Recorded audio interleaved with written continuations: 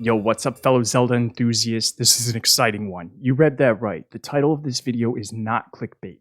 Tears of the Kingdom has already been beaten in under an hour. 59 minutes and 22 seconds to be exact by a speedrunner named ZDI. He did it using some super cool brand new strats, so let's break down the basics of what he did to achieve this exceptional run. The first thing I should note is that this run happened using version 1.1.1, which even at the time of the run itself is not the current version of the game, which is something the community is still trying to figure out how we're going to address long term. The timer begins as soon as you hit to start a new game. Starting straight out the gate, there's no time to wait around for Zelda if you want to beat this game in under an hour. The Great Sky Island tutorial phase takes about a half hour, which by comparison is longer than you can start and finish a complete game of Breath of the Wild. This first half hour or so throughout the Great Sky Island has minimal glitches. There are some ways to manage your stamina better than just running and recharging, and there's a fall damage cancel coming up soon as well. Other than that, you'll just see a lot of item duplication, which will also happen in the second half of the run, and in the last 20 minutes or so is where it really cranks things up and starts getting crazy. It just starts getting crazy. So you run through, skip through any of these cutscenes, beat up the bats until you get to this big first major cutscene, which is not skippable and takes about 4 minutes. After that, you're off on your own. You completely skip this chest with the clothes because we're not going to use them. There's not even time to put them on. And instead of running out to the edge as the game would like us to do, we just jump off as soon as we're outside and able to. This initiates the title shot cutscene, and once we're done with that, we are really off. The first thing you want to do is land in some water and quickly make your way over to the Zonai construct where you'll receive your Nintendo Switch or your Purapad. And so far, besides the stamina management, this run looks like any other Let's Play. Just one where you're not really paying much attention to anything other than running through the game. So the construct directs us to use this thing over here, but instead he's going to backflip off and he's going to do a little bit of glitchy aerial maneuvering to catch some frogs. You need at least one hot-footed frog so that you could duplicate them later and make a whole bunch. We're going to use that for speeding up the running. After that, it's straight to the closest weapon he can find, a wooden stick, which he's going to use as he goes further on past that to the Temple of Time, beats up this guard who's in front of it to take his shield and his sword, and then go to the Temple of Time. Once he's done that, the shrines are open, and the first shrine you make your way to is Ascend. On the way, there's a jump that requires a precise camera angle, and it's kind of tricky. You hop over here and get the gliders and dupe those, because we're going to need a lot of gliders on this run as well. Also along the way to the first shrine, there is a convenient cooking pot and red chili peppers, so you can make a cold meal. You haven't duped your frogs yet, so we can't cook those. Once you're inside the shrine, as I said earlier, there's no crazy tricks here, just efficient movement to get the first cycle. You completely avoid confrontation with this construct. You just make your way to the finish. As soon as you're done with Ascend, you move over here to the left, get to the edge, and do this little trick to literally hop on a glider and make your way clear across the Great Sky Islands all the way over to Fuse. But you don't just go all the way over to Fuse, you make a quick pit stop to pick up a blue chew jelly, because you're also going to need that later. There are no special tricks inside Fuse. You just run in, grab a few fire fruits, the bow and arrow, get the small key, avoid confrontation with the construct, move on and get out of there. You can choose this time right before you end the shrine to dupe a few of those frogs because there's going to be a cooking pot coming up soon and it's advantageous to just cook now and speed up. Heading out of Fuse, next is Ultra Hand. To make our way there, you drop down and go through this little passageway right past this chest, which doesn't have anything useful for the run inside, unfortunately. And you continue to make your way over here to where you can finally cook. That's where we're going to make the speed up food. Then it's another glider ride and a few more ascensions up to the Ultra Hand Shrine. You'll notice that he also used Fuse to put a glider on his shield. This is beneficial for higher shield jumps, which we'll see used in this shrine. This is still something that's not a glitch. This is totally Let's Play strats. It's just very efficient gameplay.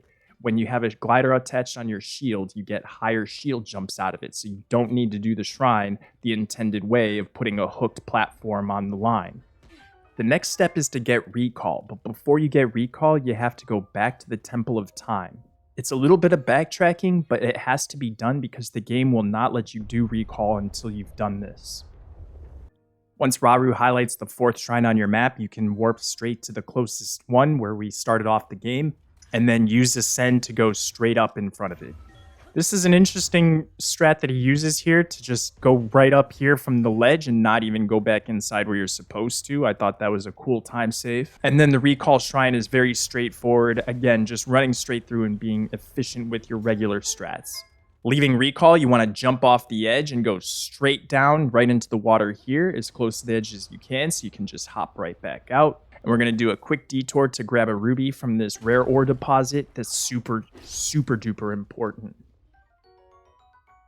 Grab a little bit more supplies from these guys, and then warp to the closest shrine to the Temple of Time, and get back over there as soon as you can.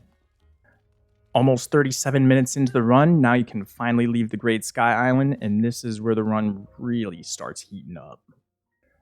So the first thing you do is you warp to a shrine on the other side of the island so that you get a better vantage point, and you drop a glider and head off to another Sky Island so that you can pick up a fairy and start duping those and your rubies. You're going to need a lot of both, and probably not for the reasons you're thinking if you're not familiar with how this speedrun goes. Then it's another glider ride to this spot where you take it and you move it around a little bit, and then you use recall on it so that you could use it as a raised platform while you use Ascend to go up into this spot and grab a few steering sticks. These steering sticks are going to be the ultimate game breaker for what we're about to see here. The next thing that he does is warp over here to the other side of the island for a better takeoff spot, and then we have a really long glider ride ahead of us straight to the castle. So the strat here is to take 2 gliders, put them together, take off, and then immediately unattach them and hold the second one out in front of you for a little while you steer the first one. And once this first one is used up a little while and you're able to just drop the second one and you know you've got enough distance for the trip, then you take that opportunity to drop and hop on the second one. It's actually pretty beautiful maneuvering. Now it's straight over to the castle and you drop down whenever you're ready. Since you don't have a paraglider, you have to be sort of precise. As you see, he gets the wall grab here, which saves a fairy and is also just super cool to see. Drop down the hatch to pick up a diamond. Distract some of the enemies with a whistle while you go to pick up some mighty bananas out of these boxes. Those are super duper important. You can open up this chest here to take out a weapon, fuse it with the diamond, and then you can kill this bokoblin here really easy. The Lizalfos might notice things are funny and come down the stairs. Sometimes he does, sometimes he doesn't. If he does, you got to take him out. You got to dupe the bananas to have 4, and that's going to help out with your attack up. Now what you'll see him doing is putting his back to the wall to perform a trick called Zuggling. This is something that you cannot do on anything after 1.1.1. Basically, he's going to stack the weapons in Link's hand so that it looks like he's just holding the one spear with a diamond on it, but he's actually going to be holding about 10 of them. So the damage that he does to any enemy that gets in his way, which is just going to be a Lionel, the army of bad guys, and Ganon, the Demon King himself. Ganon and the Demon King work a little bit differently. We'll get to that when we get to that. But you'll see how OP this diamond and spear combo is in just a moment. And speaking of that, the other thing that Zuggling does is overload your menu. And when you overload the menu too much, Link will lose all of his collision detection when he operates a steering stick. So he does that and he falls completely through the floor. At this point, you're on the descent straight down to the gloomy lair.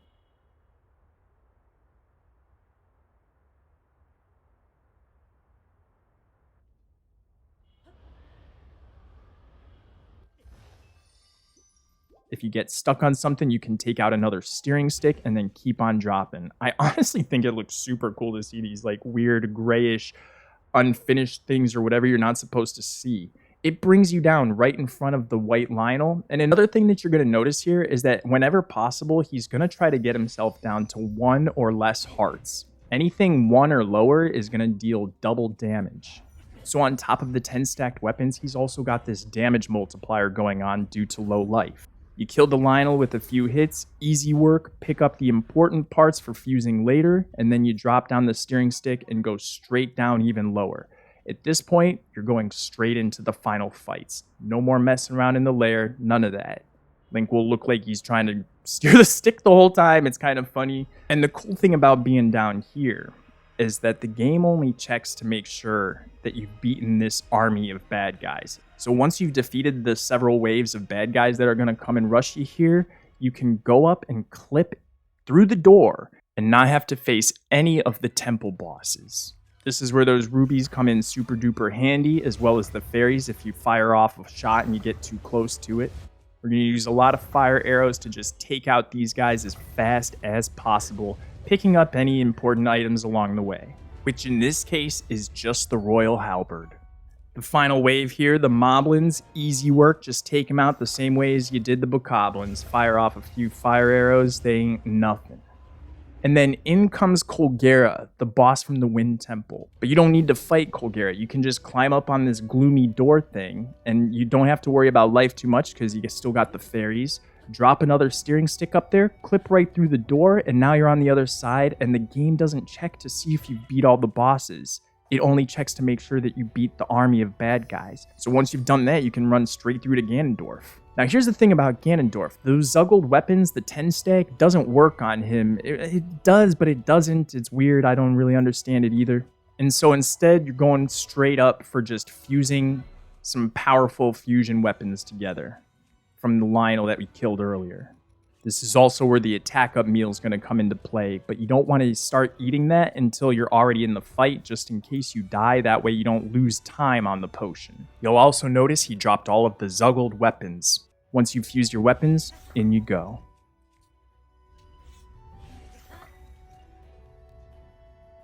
To beat Ganondorf fast, what you really got to do is get good at your flurry timing. You'll see he went into the pause menu and started eating that banana meal right before the first hits on that flurry rush, and he gets him killed in 2 flurry hits.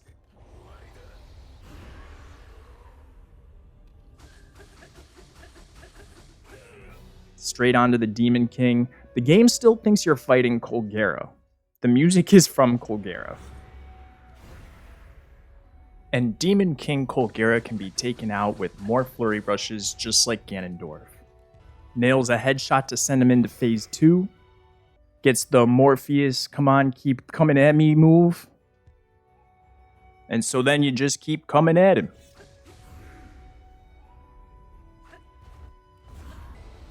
Dodges an attack, gets a few extra hits in, another flurry rush. And you just keep on going until he's dead because the game thinks you're fighting Colgera, so you don't see the life bar. You just keep going. That's all the Demon King can take. At this point, we're nearly 53 minutes into the run and just enough time to beat it in under an hour. But it's not over yet. Fighting the Demon Dragon without a paraglider is a whole nother thing. First thing he does is jump off Zelda and go for one of those weak points in the middle of the body.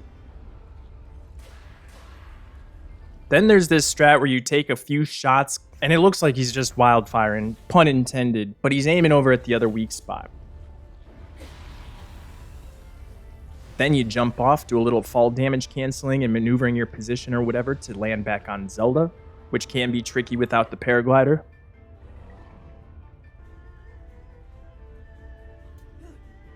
Make your way back down to the next weak point on the Demon Dragon. If Zelda gets in your way, don't worry about it.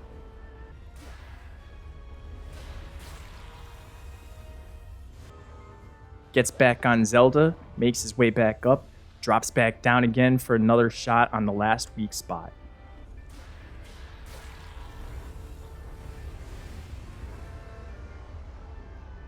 The only thing left is to hit him in the face.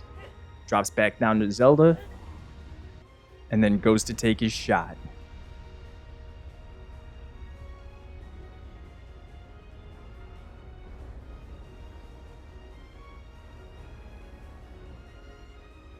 Again, without glider, that can be tricky, but he still makes his way, even with taking one more final hit from the Demon Dragon and a desperate last shot. No chance. He takes the final shot. Then truly the only thing left to do is to catch Zelda on the way down, now that she's turned back into human shape, form, whatever.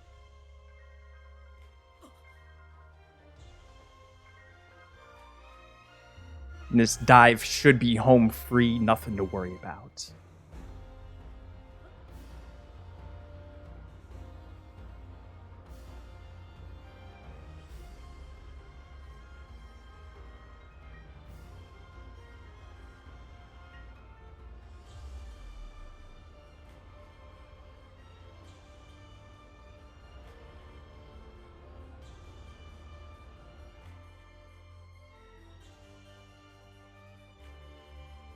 And as you hold A to grab her hand, the timer stops on this scene right here where they actually grab onto each other.